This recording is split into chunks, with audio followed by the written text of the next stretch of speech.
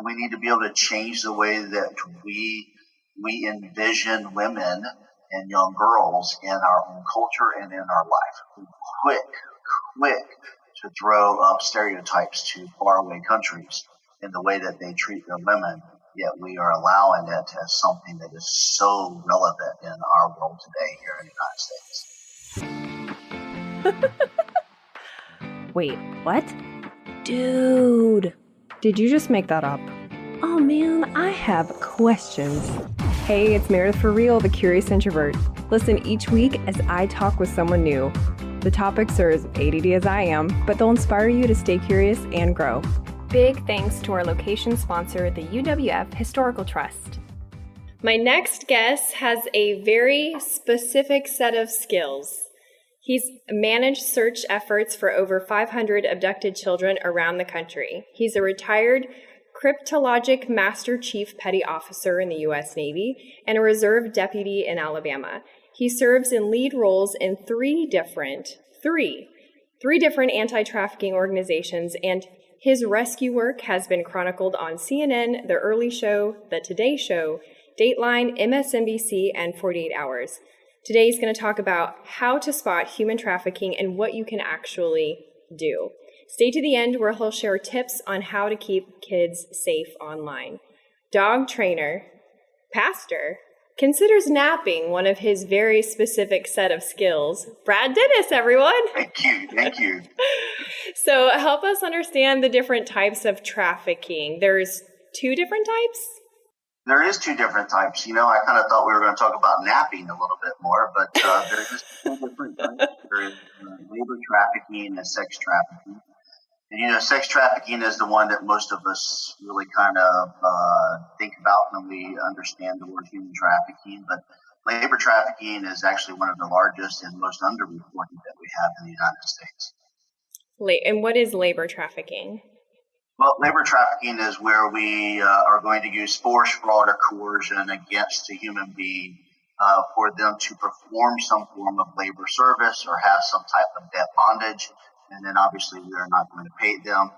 We are going to continue to use that force, fraud, or coercion against them. And it's one of those three elements that becomes really key in developing whether or not this is a human trafficking victim or not.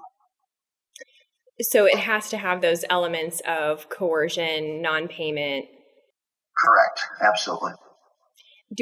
Which in our county, in Escambia County in Florida, which do we see more of? The ones that have been most reported and the ones that have been, the most combated by law enforcement who locally has been the sex trafficking side of things. And a lot of that sex trafficking is either familial based, which is being done by a family member, or it has been someone that has brought a victim from out of state. They are probably transitioning through our area since we are sitting right on the I-10 superhighway. Yeah. And have probably stopped here long enough to advertise or try to make some type of sexual commercial exploitation moment with that particular child or that woman. So they're not necessarily kidnapped. I kind of joked, I referenced to the Liam Neeson movie Taken in your intro, but that is truly how most of us think of sex trafficking. And I honestly don't think most of us even think about labor trafficking until now. But when it comes to sex trafficking, not everyone is kidnapped like in that movie. Is that correct? Yeah, we really just do not see those type of victims. Can it happen? And does it happen? It does. But more than likely what is happening is that the trafficker has found a young person, usually a teenager. They're putting a lot of content out online. They're talking about how they're disgruntled with their family, with problems that are associated with school, and they will start a grooming process with this child. So it's really that grooming versus just coming in and snatching a person away that really befalls a number of our victims. We have a growing trend in the United States of underage minors, young teenagers that are falling to these types of predators. We call them the Romeo predators. They're going to offer them love and attention and affection, And many times that's exactly what that teenager is looking for. And any time that you can figure out what a person needs and you begin to offer that need up to them, you immediately have them. This is a weird question, but do the predators know that they're predators? I ask that because I've seen interviews with pedophiles that they don't consider themselves a predator. That is very true. I mean, I would say traffickers, those that are trying to commercially exploit someone. In other words, I am going to sell you so I can make a profit, so I don't have to go out here and earn a living in any other way. They know what they are doing, obviously. But I think you're correct that many predators, per se, there's a number of them that really just do not believe that they are truly prey. They believe that their relationship with a minor, their relationship with an underage child is something that shouldn't be considered as predatory behavior, at least in their stigma. On the flip side, how would a teen or young person become aware that they're being groomed? How would they know the difference?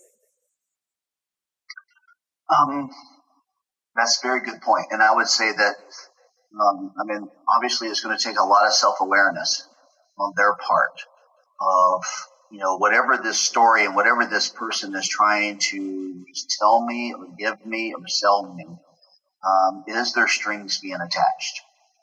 Do I see strings being attached? They're offering me some jewelry. They're offering me to buy me a new phone, a pair of jeans or something. But if I continue to peel the layers of that onion back, are they actually asking me to do something for that? And if they are, then that's not love. That's not real affection. That's not adoration, right? That's not even lust. There's a payment that they're going to require of me, and that's not what they should be wanting. That's not what they should be looking for. And that is kind of what defines, or tell me, does this define trafficking in comparison to just an inappropriate relationship?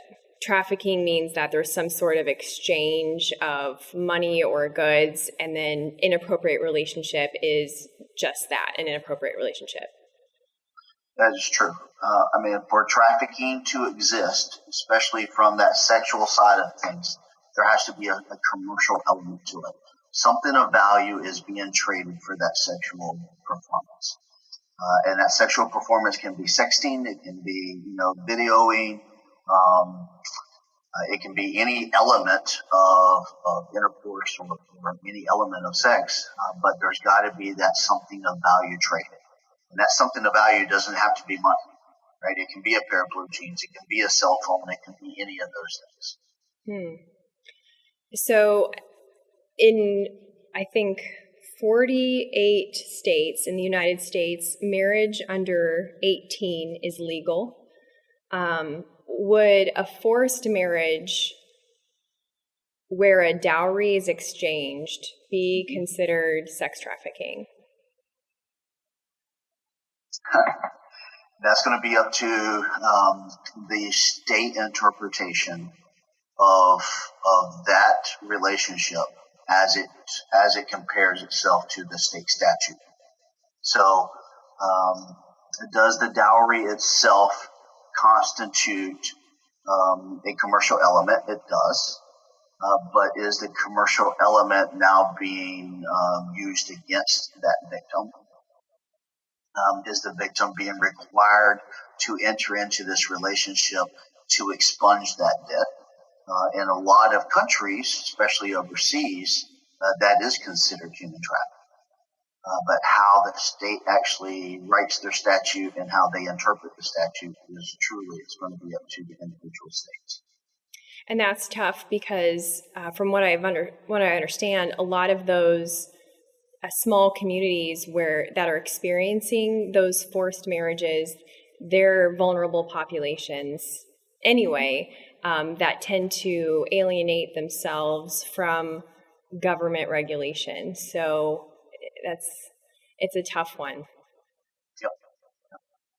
Well, and because of that entire situation that you just stated, it makes it so much more difficult for authorities to even investigate it, because no one within that circle is going to come forward. No one within that circle wants to become a value-added witness to the government, because within that society they're so used to being exclusive.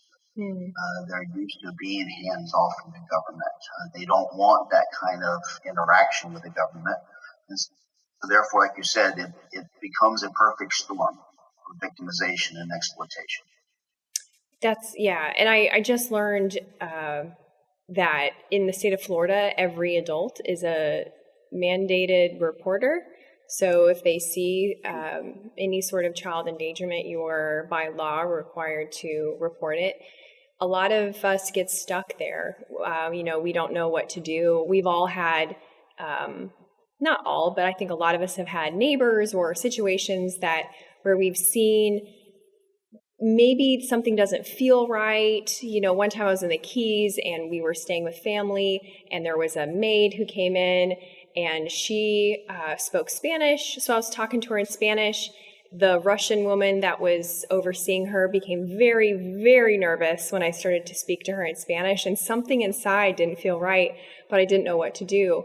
For people, and I hope you can speak to this, like, people want to know, what can I do? What do I do in circumstances like those where I don't want to make it worse for the person, but I definitely don't want to do nothing? Yeah, I mean, it does become difficult, right? I mean, everyone wants, what is that cookie cutter indicators that as soon as I see it, I know that I'm supposed to call. And unfortunately, everything is in the open. Back when this first started and Congress gave this a name back in 2001 and called it human trafficking, modern day slavery, and they enacted the very first act, the Trafficking Victims Protection Act. Everyone used to really push this little mantra out there that is happening right in front of our very eyes all the time. But even though it's happening there, it's very difficult to understand that what I'm seeing matches the criteria for me to actually be able to report this and make a call. And so every jurisdiction that we have ever worked with, and I work all over the country, law enforcement, every jurisdiction will tell you right from the very beginning, we would much rather you report it and let us rule it out. Let us come there and investigate it and find out that there was nothing to your concerns than not report it and allow this victimization to continue. So in the state of Florida or wherever your listeners are, it's really simple. Called the National Human Trafficking Hotline is the very first way of doing that. The National Human Trafficking Hotline is run by Polaris Project out of Washington, D.C. Their number is 1-888-373-7888. They made it really simple, especially for people like me. I need this 1-888-373-7888. And when you call there, you can remain anonymous. You can say, I just have this really weird suspicion. I have this gut feeling. I saw this. Whatever it is, lay it out for them. They are mandated by Congress at that point to report that to the local law enforcement agency, as well as reporting that to the local service provider in that region in case there is victims. It kind of helps us become aware that, hey, there's an investigation that's about to start and you may get some victims. I know that because here in our area, I am that service provider, so my phone will ring from the National Human Trafficking Hotline. If it is a minor, especially here in our state, every adult, like you said, is the mandatory reporter, then you call the Florida Child Abuse Hotline. When you call it, make sure that you state that I believe this is dealing with a child. I believe that it deals with human trafficking. Because when you say that, it immediately kicks over to a whole different maltreatment code within their system. They have specially certified investigators that will come out and look at this as a human trafficking case, not as a domestic violence case. That's a really good tip. What should people avoid doing when they see something? What should they not do? try to rush over and intervene. I mean, I've seen that. I've seen it. I have come across a lot of really, really bad things out there on the streets. I mean, if this is truly a predatory situation, then this is truly a trafficker with their trafficking victims. What you're trying to interrupt is their money flow. And people get really upset when you kind of mess with their cash flow. You don't know if that individual has weapons on them. You don't know that in many of the cases when we see young kids that are being forced into sex slavery, either in hotels, in strip clubs, in massage parlors, or even out on the streets. What a lot of people don't realize is that it's more than one person that is pushing that kid out there. There's more than one person that is keeping that child under control. And so you may see one person with that child, but you don't see as the other three that is also part of that whole crew and that element. And so don't take that chance. Allow that to be law enforcement's job. Which is who your organizations work with directly in order to do, if you will, a Liam Neeson takedown and extract the kids, correct? Correct. Yeah, I mean, we can call ourselves rescue organizations all we want, but we are an anti-human trafficking organization that primarily deals with minors and teenagers, but as far as we're concerned, every victim is somebody's child, regardless of their age. So that means all of them. But our job, we build the intelligence, and we do that by working online. We do that by working in the streets. We do that by going into a lot of these locations. We build that intelligence and supply that back to the law enforcement for them to do their job. The one thing that this world doesn't need is more vigilantes in it. And there's plenty of those people out there, and unfortunately that causes a lot of problems with law enforcement and a lot of problems with the victims. Because then the victims are the ones that get caught up in the midst of all of that. Right. They've been victimized enough. Hey everyone, just a quick interruption to show gratitude to our sponsors and give you some special deals. The UWF Historical Trust. We shoot the show in the Museum of Commerce and the T.T. Wentworth Museum. And not only is this an amazing step back into the 18 and 1900s, but it's an event space too. How cool is that? You can see everything at historicpensacola.org. If you want to tour one of the 12 museums, and yes, Pensacola has 12 museums, and you get your tickets in person, show the ticket agent one of my emails and you'll get $2 off an adult ticket. You can get emails by texting REAL to 66866. So I don't have kids, but I also want to tell you about It's Your Magazine. They're a national family-centered publishing company with free parent magazines. They have parenting advice, events, and inspiration. I'm actually in a networking group with the publisher, and this guy is all about family. You can view a free magazine in cities in Texas, Oregon, Washington, and Florida by checking them out at itsyourmagazine.com. And INSEC. So I've always felt iffy about pesticides. Then the mosquitoes got so bad, I would get covered in them from walking from my house to the car. I called INSEC, and to say I've been impressed is an understatement. When the treatment wasn't quite doing it, the owner actually came to my house. He found the breeding sites, identified the species of mosquito, and adjusted my treatment to that species. That's when I found out he's also a beekeeper, and pollinator issues are always top of mind.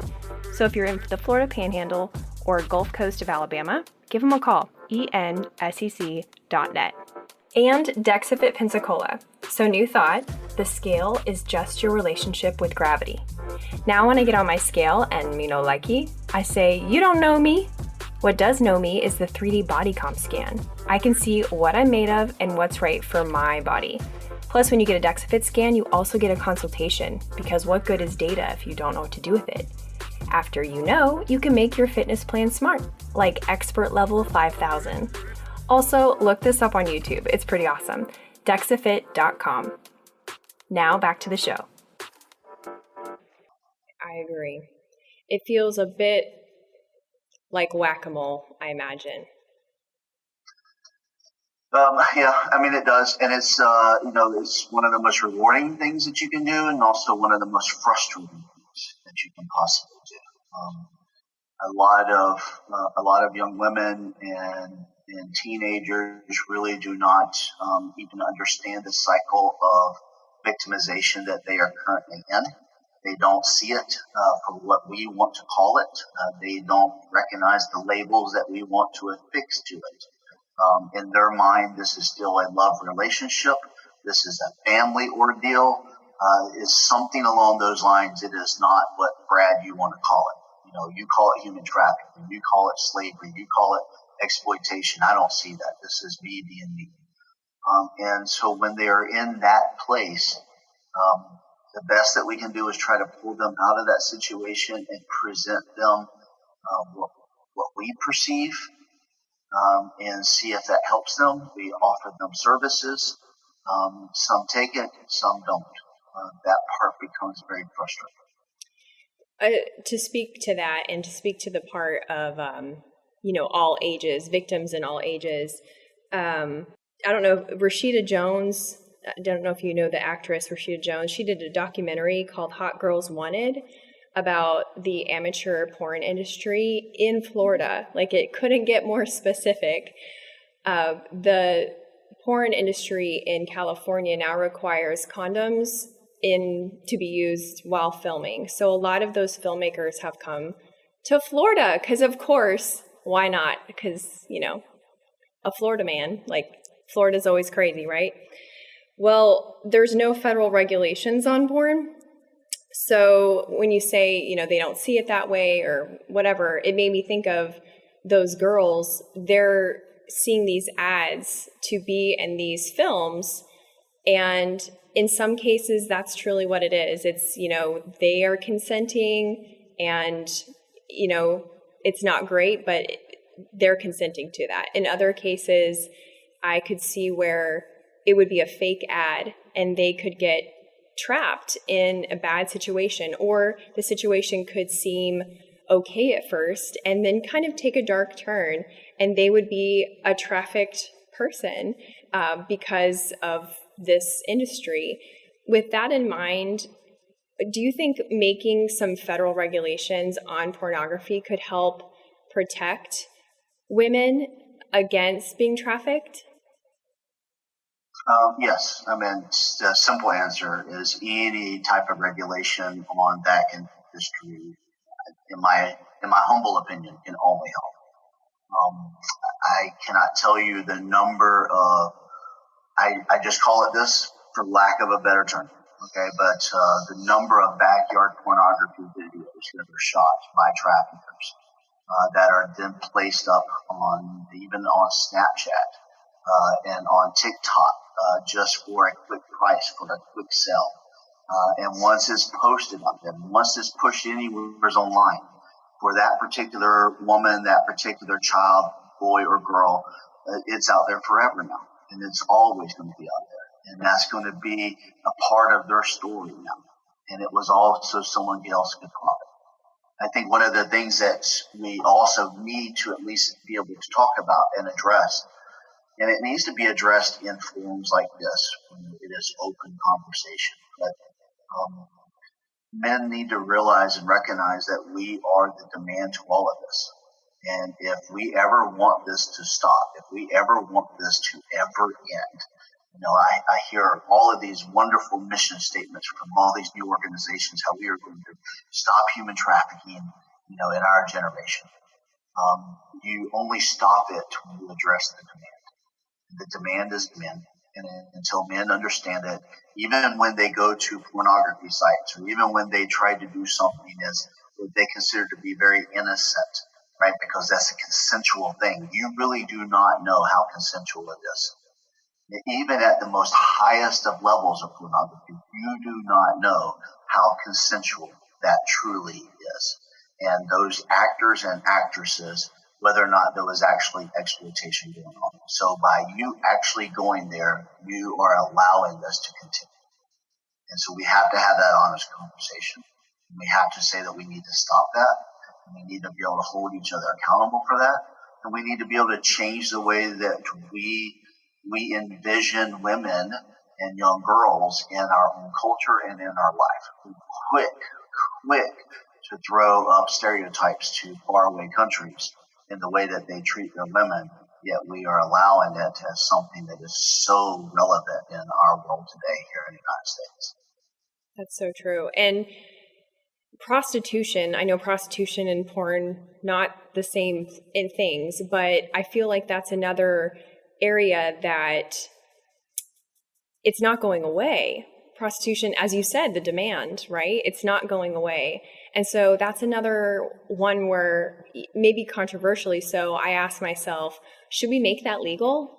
Because if we did, would that protect women, young girls who aren't able to distinguish, oh, this is love, or this is a job, or this is okay and this is not okay for whatever reason? Having some boundaries that are federally enforced, I would think might help it. I don't know for sure, but it's something that I think about a lot. And I know that one of your organizations helps with some legislation, correct? Correct. Have you ever considered pursuing legislation around federally regulated porn and legalization of prostitution? Well, I mean, the legalization of prostitution is a wide and varied topic that is discussed quite often, and I am by no means the expert of that. And so it's hard for me to be able to say one way or the other on that. I know that there's several countries around the world where prostitution is legal. And they like to tout the fact that they don't have as huge of a human trafficking problem. I don't know that that's true or not. I can tell you that in places in Nevada that we go to every single year, one of the organizations I work with is based out of Las Vegas, so we work there a lot. You can go just outside the city and there's legal brothels everywhere, legal prostitution everywhere. And yet the sale of young kids and women for a trafficking profit or exploitation purposes happens right on the strip and all throughout Las Vegas and all around Nevada and all around the other cities and states in which it is legal. So I don't know that we actually end it. I think that there's always that element of a demand. And truly there's where we stop it the most, not through a different law or a new set of laws, but by actually going after the consumer that is driving this in the first place. Because what they're going for is illegal, right? I mean, that is illegal. You shouldn't be trying to have sex with minors. Mm-hmm. You should not be going after that. There's a lot of stats out there in the world today that states that, our age of prostitution for when it starts in our country, in the United States, continues to get lower and lower. And that's only driven by the demand. Mm-hmm. Yeah. There's another kind of odd case in which women are being exploited, and that's in prisons. Have you read much about that? Do you know about Richard Rawls? He's 79 now, I think, and he got an incredibly short sentence for having 24 women captive in his house, because in Florida, at least, you can just send people money in prison. And then you write them, and then they're like, oh, I gave you money. And then these women feel obligated to these men. It's just like what you were saying earlier about young girls online. Oh, well, now they feel obligated to this person. These are, for the most part, adult, non-minor ladies in prisons who are getting out of prison. Their soon-to-be trafficker knows the date and time that they're getting out, and they wait for them, and they know they have nowhere to go. It's so awful. That's why I said this must feel like whack-a-mole, because it's not just one area. There's so many areas in which this is happening. And, right. As an onlooker, you feel so helpless. I mean, your term whack-a-mole is actually very appropriate, because we actually use that term quite often within our team. You kind of have to have a little bit of dark humor, I guess, to be able to continue to do this. At the same time, it's frustrating because you know that those are lives that are at stake, and those are women and kids that are being exploited for absolutely no good purpose whatsoever in the world. These are human beings. No one should be exploiting them like that, but they are. It is not just because they are putting money on their canteen. They're giving them money to be able to spend there. They're actually bailing them out. They're putting up the bonds for them. And so it's really simple, because I can go through any jail view of any county in any town and see what you were arrested for. I can find that you are already in this industry, or maybe you were arrested for narcotics. And so if I bond you out and I now supply your habit, I have you.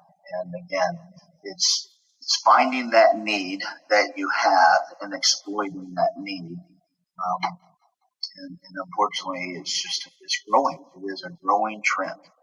I don't care what anyone wants to say. The numbers speak for themselves. From where we used to be to where we are today, it is growing. So how do you keep from not being discouraged and just quit? What's your personal driving force to continue to do the whack-a-mole, continue to do this talk, which you have done so many times and continue to do?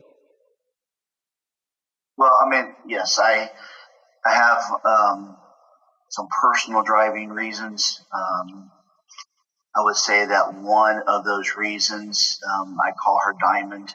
She was my very first trafficking case. The way I view it, she was a missing 14-year-old that went missing.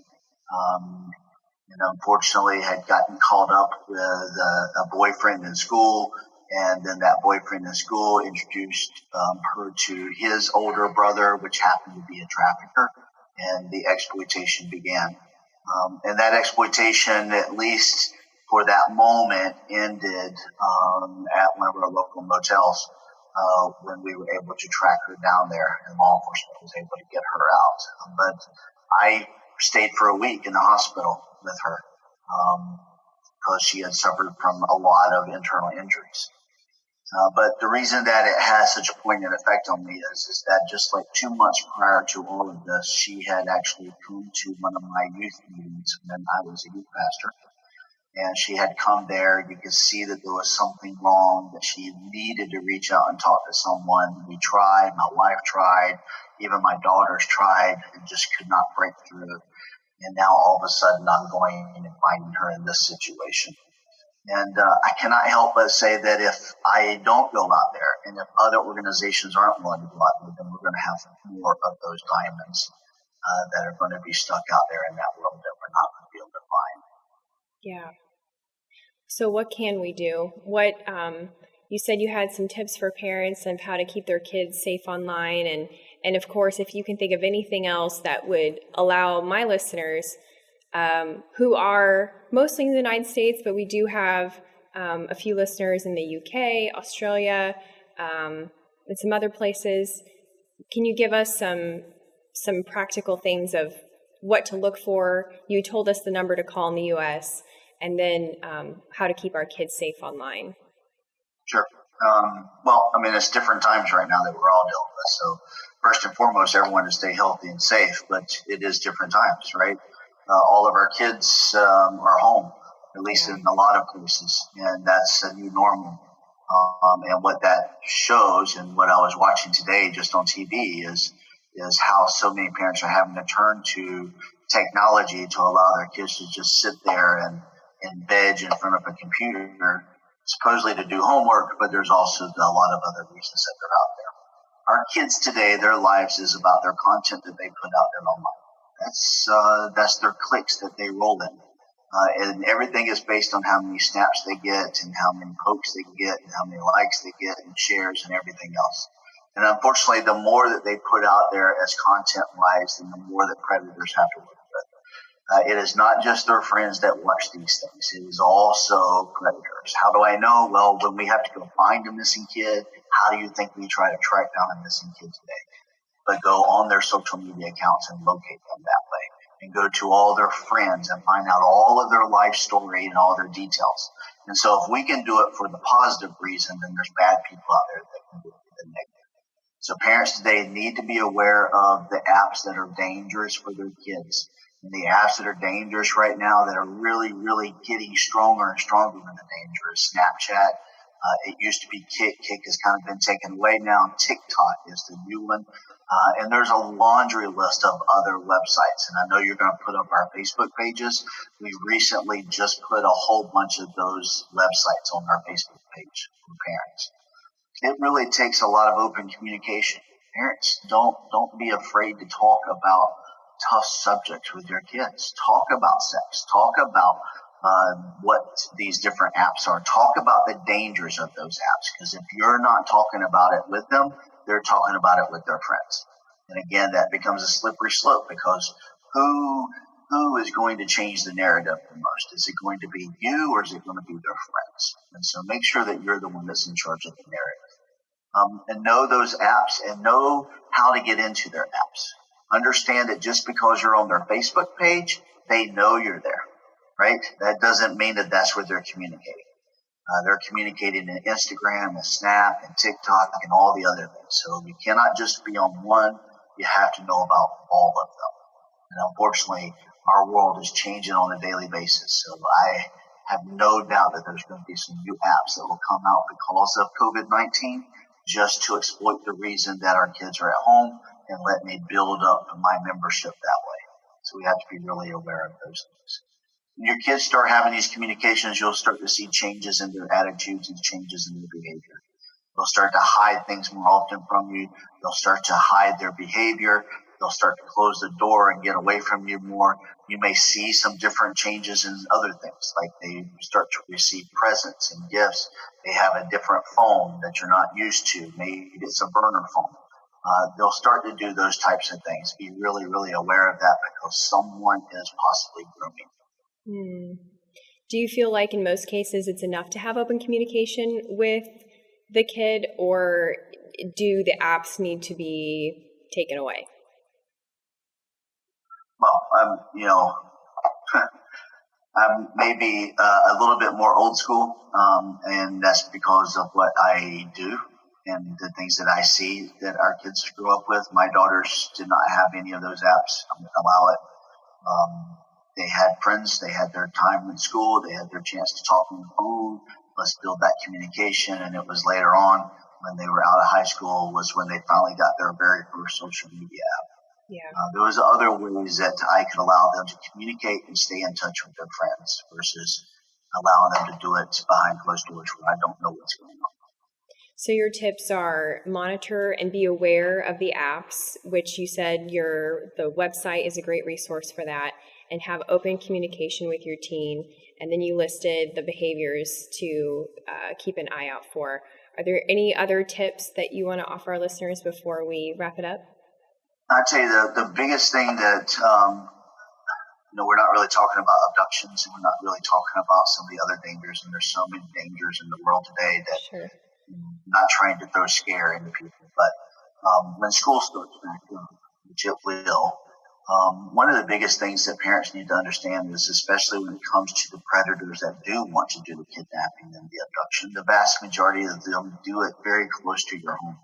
Matter of fact, most abductions occur within a quarter of a mile of your home.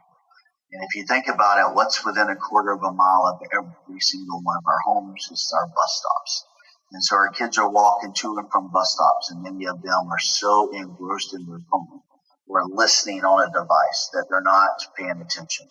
We need to get back to teaching our kids situational awareness and being aware of their surroundings at all times. Let them be in charge of their safety.